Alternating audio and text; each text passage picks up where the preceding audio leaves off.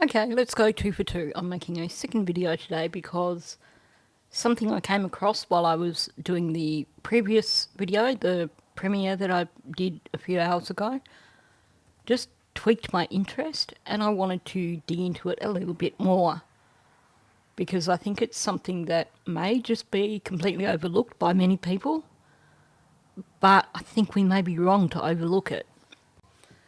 So I think one thing we've learned over the last 4 months or so is that Cheryl is definitely one of Malaya's close friends. And to be honest, given her involvement, I would consider that she could well be Malaya's closest friend. Now, we all have that one friend who we share so many secrets with. And I suspect that Cheryl probably is that friend. And I will go further into that shortly.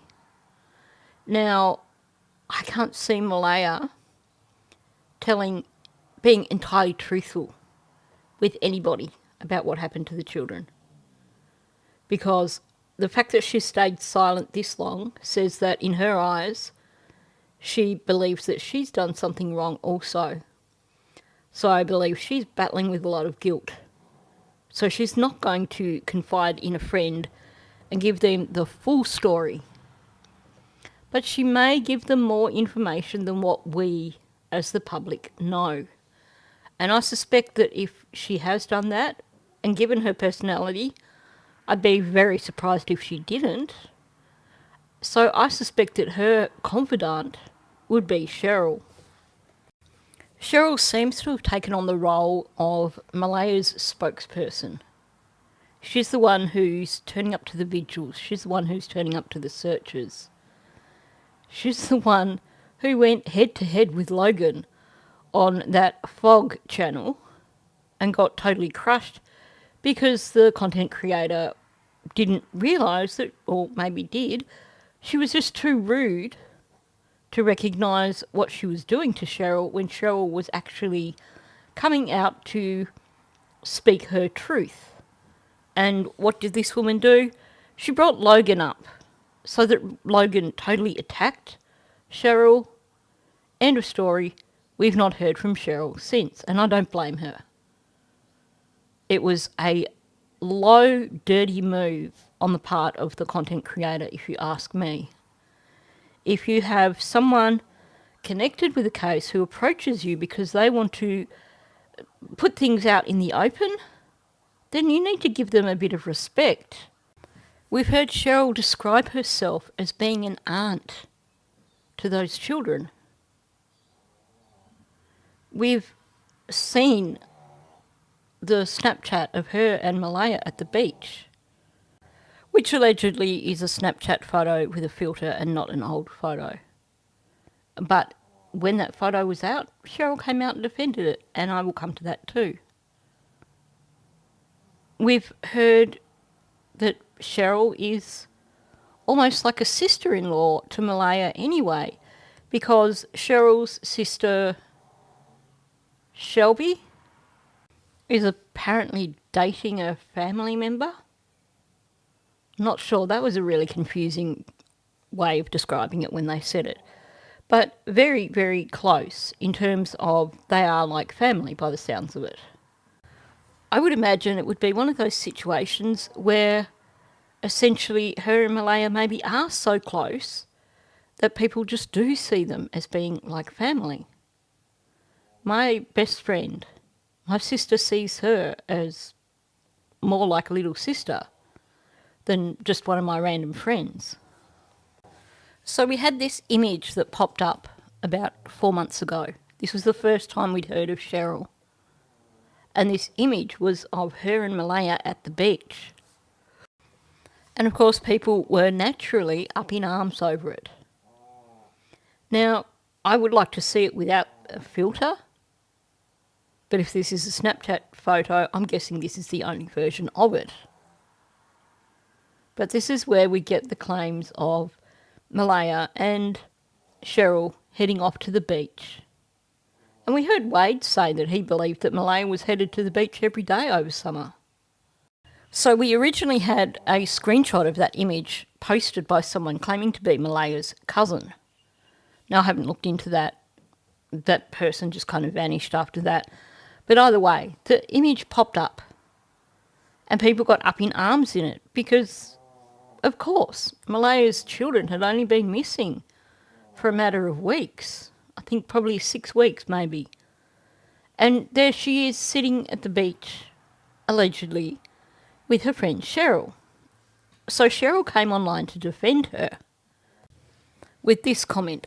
We got her out for the day. She needed a day out. She definitely doesn't know, but I can't really say much till the investigation is over. But I will fill you in on it all. She is still human. She still needs to live. Being depressed at home all day crying isn't going to change anything. Why screenshot it? So even here she says, I can't really say much until the investigation is over. So Cheryl was her beach buddy, and she's implying here that she does know a little bit more information about the case than what the public do. I can't say much until it's over. I would imagine that the person that you are spending time hanging out at the beach with would probably be the person that you are going to confide in. Like I said, I doubt Malaya would tell her the full story because I think a lot of it will reflect badly on Malaya, and she would be afraid that her friend would reject her if she knew the whole truth. So she's probably given her a edited version of the truth, let's say. But I would imagine that she has given her more information than what we are aware of. And we know that Cheryl has been perhaps Malaya's fiercest advocate thus far. I mean, Cindy basically told the media to sod off. We're not giving any statements. Dingbat, who is distantly related to her through her grandmother, has basically completely tore her to shreds and make her look guilty. And she hasn't done herself any favours. Belinda has spoken kindly about her, but Belinda doesn't owe her any defence here because she's treated Belinda like trash since all this came about too. But Cheryl, it seems like Cheryl is standing by Malaya. I don't know what she knows, but I think of all the people around Malaya, Cheryl probably knows the most.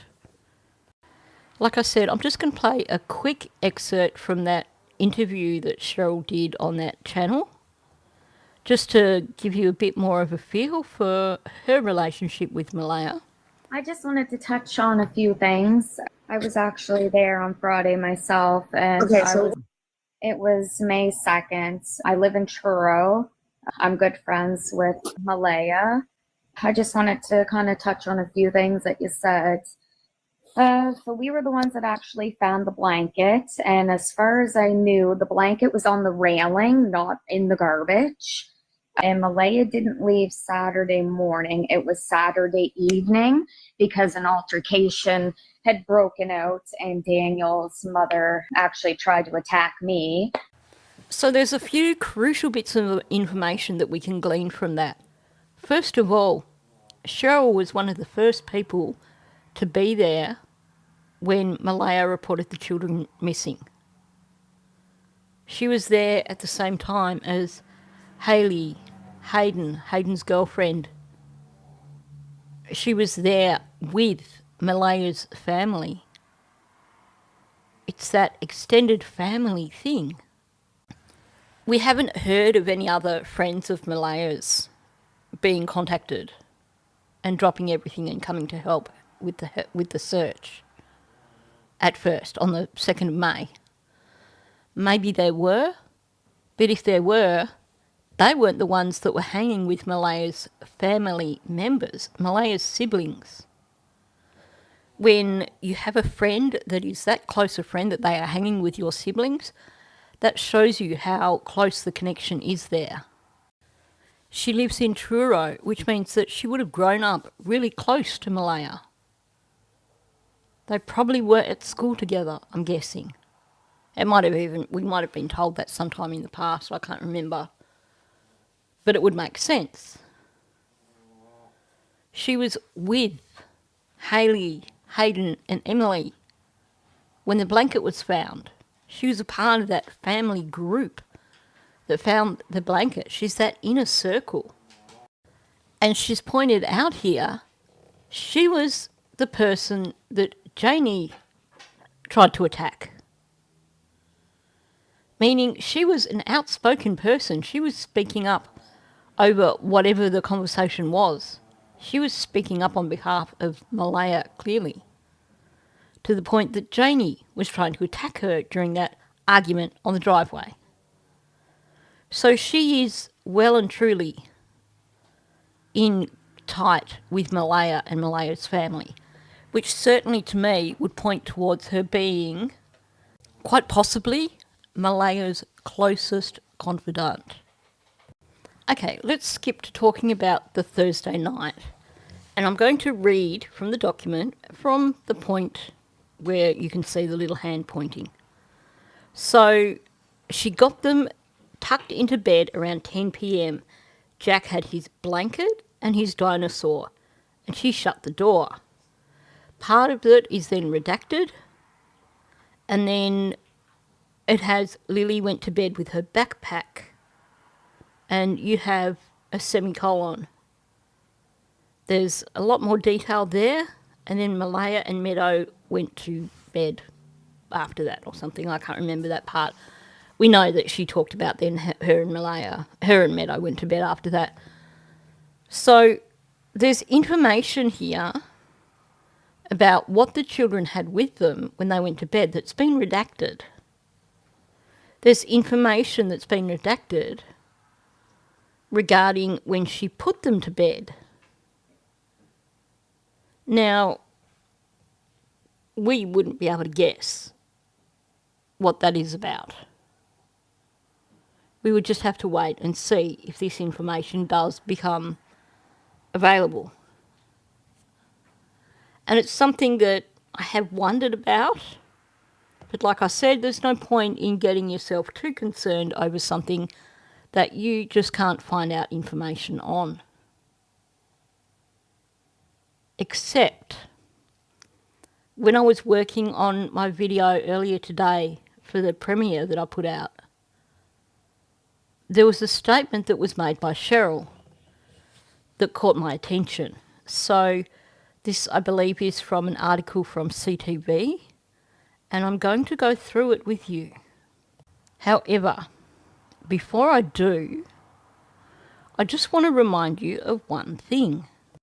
When you look directly behind Ali, you can see that pile of rocks in the driveway that I pointed out when this interview first came out. Because to me, it stood out. It looked like it could have been a can. Cans have two different purposes. They can be used as a marker to mark a location where a track is. Here's the point where you turn, you follow this track. In some cultures, they are also used as a way of memorialising someone who is deceased. They may be a marker for where someone has actually died, or they may be a marker that connects that location with a death. So that stood out to me very early on when I first looked at this interview. And you can go back and look at that video. It will be in my playlist. But at that point in time, straight up, I said, that looks like a can. There is some symbolism going on there, it appeared to me.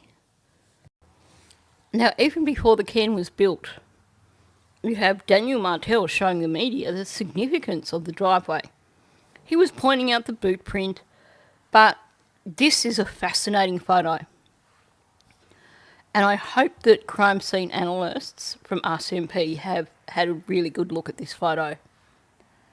Because you can see those dug-in tyre marks. You can see scuffs on the driveway. And you can see a pile of rocks on the driveway behind Daniel. Now, given that we can see tyre marks, meaning that they would have driven cars up that driveway at some point in time, those rocks, it would make sense for them to be there, meaning that they've probably been added in. So again, all this points towards something significant happening in the driveway. We know, thanks to Chelsea and Belinda, that can was not on the driveway in the first couple of days after the children went missing. It was built by someone after the fact. But why I'm talking about the can is because it is something symbolic, something that has, in my opinion, an emotional connection. And to me, the timing of it seems to suggest an emotional connection to whatever happened to Lily and Jack. Okay, so let's get on to this article from CTV. I've only pulled out paragraphs because I've already gone through the whole article in my previous video. So I will put the link for that below if you wanted to go listen to it in full.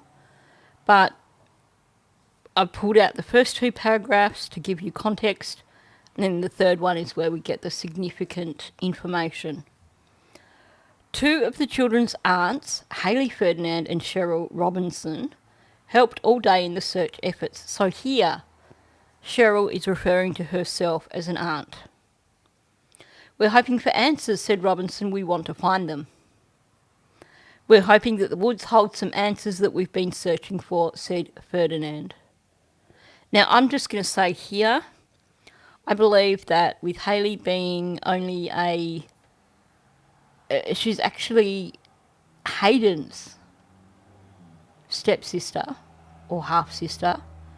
She's actually not technically related to Malaya.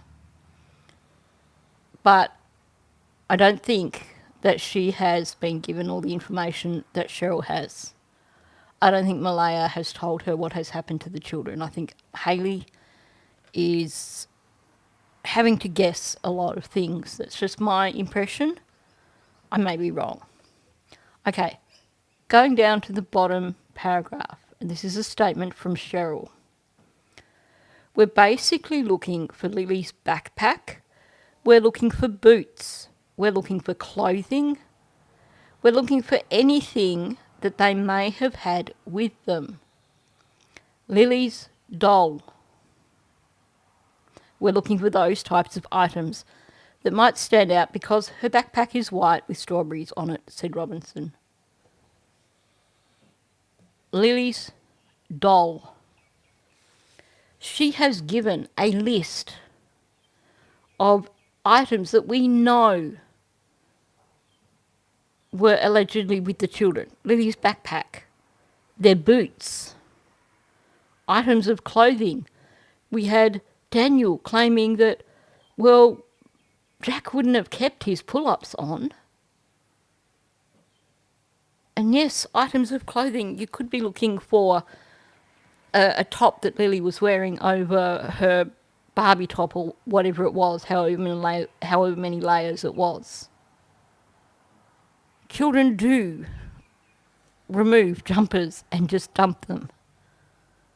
Anyone who knows children that age knows what they're like. You're forever running around and grabbing a jumper off. Even in the playground at school, you will see them whip the jumper off, dump it on the ground because they're busy playing. They're going to collect it at the end of recess. But they never do. You take your kid to the park. Same thing. They're playing on the slides. They get hot and they put the jumper down. Unless you go over and grab it, they're going to forget it's there. They need adults around them to retrieve them when they put them down. This is why we put our children's names in their jumpers and things. So yes, the first three things, backpack, boots, clothing, they're all things that we've heard mention of. Lily's backpack, the boots they were wearing, after all, heavy rubber boots. They're not going to be comfortable to walk in for long. Well, honestly, they wouldn't have got far with them anyway. Clothing, like I said, if kids have got excess layers and they remove a layer, they just dump it. They're not going to sit there and fold it up neatly and then put it in their backpack and carry it in their backpack. They're just going to dump it. Especially if they're lost in the woods. So they're all things, all known things, and yet she adds on to that Lily's doll. Is that what was mentioned in the redactions? Is there a doll that was with Lily when she went missing? Or is this just something that she just threw in? Because after she said it, sounds like she did a quick retrieval. We're looking for those types of items that might stand out because her backpack is white with strawberries on it. So she's straight away taken attention back to the backpack, which is a known item. She's straight away gone, look over there. I didn't mention a doll.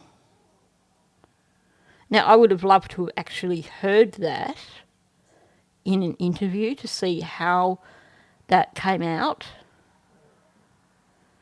But to me, it raises questions. Why did she mention a doll? Like I said, Cheryl is the one person I believe that Malaya would confide in. Is this one of those bits of information that we're not meant to know about? And Cheryl has just basically blurted it out. And if that information wasn't released intentionally and it is truthful, why? What is the significance? Anyway, let me know your thoughts on this. I'm keen to know whether you think it was a genuine slip-up or whether it was just someone just throwing it in a bit of speculation.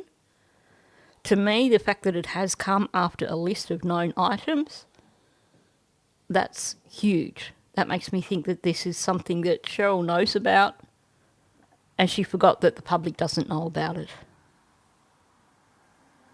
Let me know your thoughts.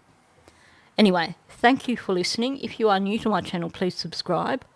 Also, please hit the like button, get this video out there into the algorithm so more people can see it. And please leave a comment below. Let me know your thoughts. So thank you, and I'll catch you in the next one. A last-ditch effort before winter hits for any sign of 5-year-old Jack Sullivan and his 6-year-old sister Lily. These volunteers split into 6 groups and spent a day in the woods of Lansdowne, the rural Nova Scotia community where the siblings were reported missing on the morning of May 2nd. The nonprofit group Please Bring Me Home made the trip from Ontario to coordinate people on the ground. So this will be our side. We're going to follow it way down. Eventually, we're going to turn the river and we follow it up past Lansdowne Lake. About 30 people volunteered to take part in this search, most of them family and friends, all coming together in the hopes of finding any clue that will lead them to Jack and Lily. It's sad, very sad, but it's been 6 months and we need some type of closure to this case. One focus, the area where a drone detected 2 heat sources late on May 2nd, just before midnight. One appears like it could be small object sitting, just 2 heat signatures sitting close together near the water. RCMP says an officer followed up, found nothing, and determined it was likely a bear, but this group wanted to be certain. I'm not sure, but it may or may not be the drone hit where the infrared sensors picked up. Just because I see a line coming down from up here and leads right down to our water. I'm not sure. I've got to confirm it later on, but we're just going to take note of it and do a special little search around here, especially just in case it is something. Nothing was found in that specific area, but teams did find a few items of interest. And it looks like it has like underwear, like it's been burned, and it's the t-shirt. So it's a unique design. So we took a picture, we sent it to the RCMP. They then spoke to family and they said that it's not something they recognize. Volunteers also came upon a child's bicycle, a blue blanket, and an old geocaching kit with the children's stepfather's name in it. That's why it's so important to relook, like especially before snowfall, and have a third party come and just take a peek. Not that we're no better than anybody else, it's just having a third party come look is so important. But at times, it got tense. One property owner refused entry where there are signs for no trespassing. Why are you trying to stop us from finding them? You have what? We weren't in the Two field. very dangerous animals. What animals are they? Two rams. A roller coaster of emotions for everyone involved, especially those who love Lily and Jack. It'd be discouraging if none of it means anything.